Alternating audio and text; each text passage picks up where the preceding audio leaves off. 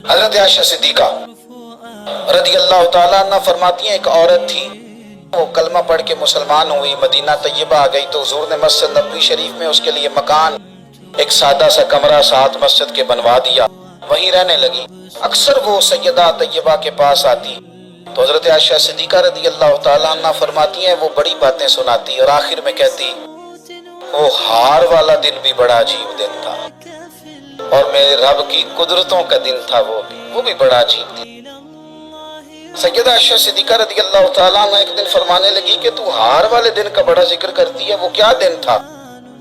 تو خاتون کہنے لگی اماں جی وہ دن تھا جب میرے رب پر بھروسہ اور مضبوط ہو، جس دن میرا اپنے رب پر توکل اور بڑھا، میرے ایمان میں یقین میں اور پختگی آئی۔ کہنے لگی میں ایک گھر کی کنیز تھی، نوکرانی تھی، اس گھر میں ایک بچی تھی جس کے پاس سونے چاندی ہیرے جواہرات کا ہار تھا۔ اس زمانے میں نا چمڑے کے اوپر لوگ ہیرے جواہرات لگاتے تھے، کئی دفعہ سرخ رنگ کے چمڑے پہ لگائے جاتے تھے، وہ بچی پہنتی تھی تو کہتی ہوں بچی کے اس نے اتار کے رکھا یا اس سے گرا وہ ہار تو چیل اسے اٹھا کے لے گئی، گوشت سمجھ، اور میرے سامنے اٹھا کے لے گئی۔ گھر والوں نے مجھ سے پوچھا، یہ بخاری میں موجود ہے، گھر والوں نے پوچھا مجھ سے کہ وہ ہار کہاں ہے تو میں نے کہا چیل اٹھا کے لے گئی۔ گھر میں کچھ چوری ہو جائے تو سب سے پہلا الزام کس پہ لگتا ہے؟ ملازمین پہ۔ کہتے انہوں نے مجھے بڑا مارا، بڑی تکلیف تھی، حتیٰ کہ میری شرمگاہ تک کی تلاشی، میری عزت اتنی خراب کی میں بتا نہیں سکتا۔ میں نے اپنی زندگی میں ایک واقعہ دیکھا، ایک امیر گھر میں چوری ہو گئی، ملازم کو اتنا مارا کہ وہ چارپائی پہ پڑ گیا، پولیس والوں سے اتنی مار پڑوائی گئی کہ وہ بیچارہ چارپائی پہ پڑ گیا، اور پھر وہ اتنا بیمار ہوا اور کچھ دنوں کے بعد پتہ چل گیا کہ چور تو اپنا بیٹا ہے ان کا، پھر اس کا انتقال ہو گیا۔ اب وہ سیٹھ صاحب اور گھر والے آ کے نا مرنے والے کے کان میں معافی مانگ رہے ہیں، کان میں۔ تو میں نے ان سے پھر کہا تھا کہ یہ تو اب چلا گیا ہے، تمہارا زور چلتا تھا نا تو تم نے قانون خریدا اور تم نے اسے جتنا ہو سکا تم نے اسے مار پڑوائی،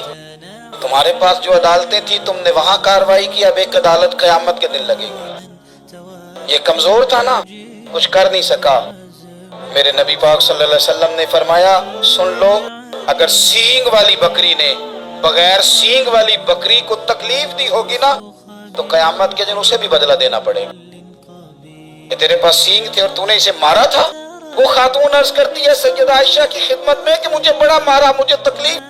میں کہہ رہی تھی کہ میرے سامنے چیل لے گئی ہے پر وہ نہیں مان رہے تھے، اماں جی انہوں نے مجھے بڑا مارا۔ حضرت عائشہ صدیقہ کہتی ہیں پھر کیا ہوا؟ کہنے لگی اماں جی جب کوئی میرا مددگار نہ رہا، مجھے تکلیف دے رہے تھے، رسوا کر رہے تھے، تو میں نے اپنے رب سے مدد چاہی،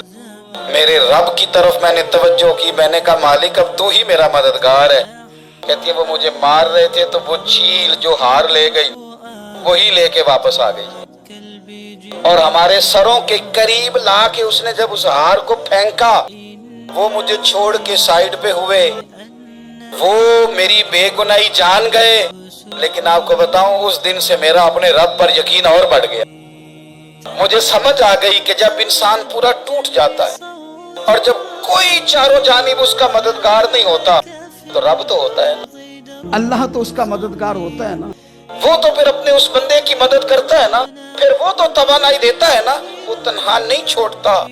وہ تو آنسوؤں والوں کے آنسوؤں پہ بڑا کرم فرماتا ہے، وہ تو قسم پرسی میں آ جاتا ہے، اس کی رحمت بڑھ کے استقبال کر لیتا ہے۔